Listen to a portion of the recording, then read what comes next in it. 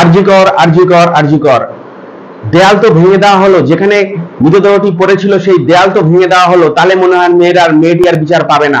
মেয়েটির দেহটি তো জ্বালিয়ে পুড়িয়ে শেষ করে দেওয়া হলো, মেয়েটির তো সব দাও হয়ে গেল, মেয়েটি তাহলে আর বিচার পাবে না। এর আগেও এরকম ঘটনা ঘটেছে, যখন দেখা যাচ্ছে অভিযুক্তরা মুখ খুলতে চায়নি। বিশেষ করে আপনারা জানেন 26/11 যে টেরোরিস্ট হামলা হয়েছিল 26/11 দিল্লিতে, মুম্বাইয়ে, সেখানে আজমাল কাসব সেও কিন্তু মুখ খুলতে চায়নি। তাকে কি করে মুখ খোলানো হয়েছিল প্রথমে ভিডিওটা দেখুন। পলিগ্রাম টেস্ট, নার্কো অ্যানালাইসিস টেস্টের মাধ্যমে কি করে সফলতা পেয়েছিল পুলিশ, আজমাল কাসবের মুখ খুলিয়েছিল, প্রথম ভিডিওটা দেখুন। उसके बाद तैयार होता है, देखता है बस तैयार करके। हाँ, आज जो काम किया, हाँ, आज का काम करके बाद में क्या किधर जाने वाले थे तुम लोग? मरने वाले थे हम लोग। कैसे? वो बोलता था कि जन्नत में जाओगे। যদি যে বিষয়টা সোশ্যাল মিডিয়ায় ঘোরাঘুরি করছে যে ওই মেয়েটিকে আসলে হত্যা করা হয়েছিল এবং আরজিকরের মেয়েটিকে হত্যা করা হয়েছিল এবং সিভিক পুলিশকে সামনে দিয়ে মামলাটাকে ঘেঁটে দেওয়ার চেষ্টা চলছে, যদি এটা সত্যি হয় তাহলে জেনে রাখুন অভিযুক্তরা যদি এই ঘটনায় আরো অভিযুক্ত থেকে থাকে তারা কিন্তু বোকা বোকা বোকা এবং পুরোপুরি এটা একটা বোকামির পরিচয়। আপনারা ভাববেন যে সন্ত্রাসবাদীরা যখন ধরা পড়ে তারা তো তাদেরকে এটাকে ট্রেনিংয়েও শেখানো হয় সন্ত্রাসবাদীদের যে তোমরা কোনোভাবেই মুখ খুলবে না। তাদের কিন্তু এই নার্কো অ্যানালাইসিস টেস্ট, যেখানে সোডিয়াম পেন্টাথল বলে একটা ইনজেকশন শরীরে পুশ করে দেওয়া হয় এবং শরীরে পুশ করার সঙ্গে সঙ্গে আপনি যেরকম স্বাভাবিক অবস্থানে ছিলেন আগে সেরকমই চলে আসবেন, মানে আপনার মধ্যে যেই চিন্তা করে উত্তর দেওয়া মিথ্যে কথা এই বিষয়টা পুরোপুরি চলে যাবে।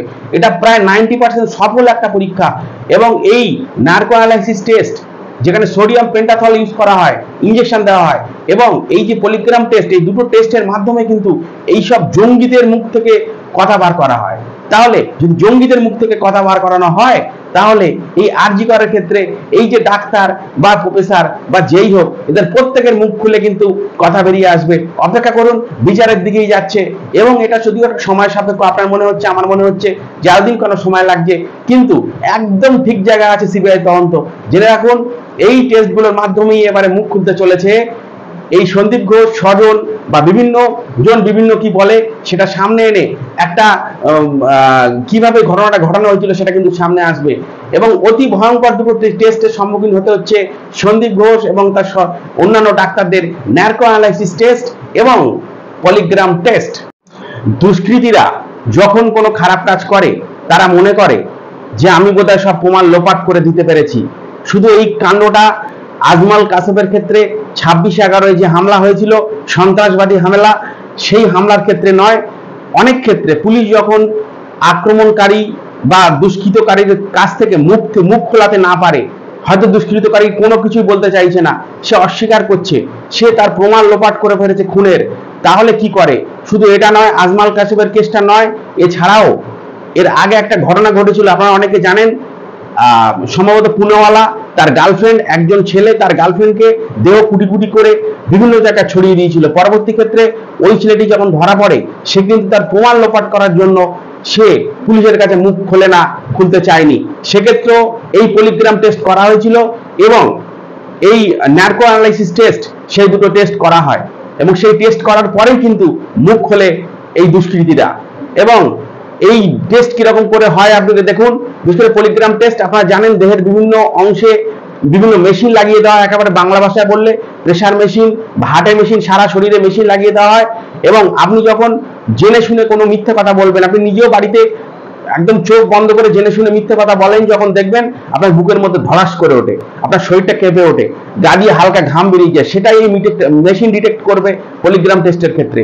আর এর পরবর্তী সময় রয়েছে আরো মারাত্মক টেস্ট, সেটা হচ্ছে নার্কো অ্যানালাইসিস টেস্ট এবং সেই টেস্টে যেটা করা হয় একটা ইনজেকশন পুশ করে দেওয়া হয়, শরীরের মধ্যে একটা ইনজেকশন দিয়ে দেওয়া হয় এবং সেই ইনজেকশনটা দেওয়ার সঙ্গে সঙ্গে আপনার যে শয়তানি বুদ্ধি বা কোনো মিথ্যা কথা সাজিয়ে ব্রেনে চিন্তা করে উত্তর দেওয়ার প্রবণতা কমে যায় এবং আপনি যেভাবে দেখলেন ভিডিওতে আজমাল কাসব এবং এর পরবর্তী সময় ওই যে গার্লফ্রেন্ড বয়ফ্রেন্ড মার্ডার হয়েছিল, গার্লফ্রেন্ডটি মার্ডার হয়েছিল, তার দেহ 35 টুকরো করে বিভিন্ন জায়গায় ছড়িয়ে দেওয়া হয়েছিল, সেই ভিডিও আমি দেখাচ্ছি। Big news coming in about Shraddha Balkar's case. Accused Aftab, remember, has undergone different sessions of the polygraph test, which is also commonly called as the lie detector test. We have some scoop coming in by our sources, as our reporters have confirmed. In one of the polygraph tests, Aftab has confessed that he murdered Shraddha Walkar, his live-in partner.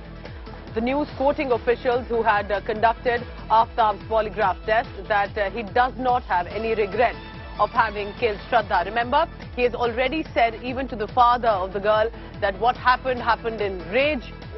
And now, news quoting officials who have conducted Aftab's polygraph test, we can confirm to you that the accused Aftab, who's been taken into custody of the Delhi police, has undergone polygraph test. Before narco-analysis examination, has said that he has confessed killing the young woman Shraddha Walkar and that there is no regret that he has. Let's quickly. এবং লিখে রাখুন আরজি করার এই যে professor যদি ইনি সন্দীপ ঘোষ যদি ইনি এরকম চান যে আমি বোধহয় কিছু জানি না, আমি কাজটা করিয়ে দিয়েছি অন্য কারোর কাজ দিয়ে, যদি এটা সত্যি হয় তাহলে কিন্তু এই প্রফেসরও ধরা পড়বে এই নার্কো টেস্টের মাধ্যমে। ধন্যবাদ, ভালো থাকবেন।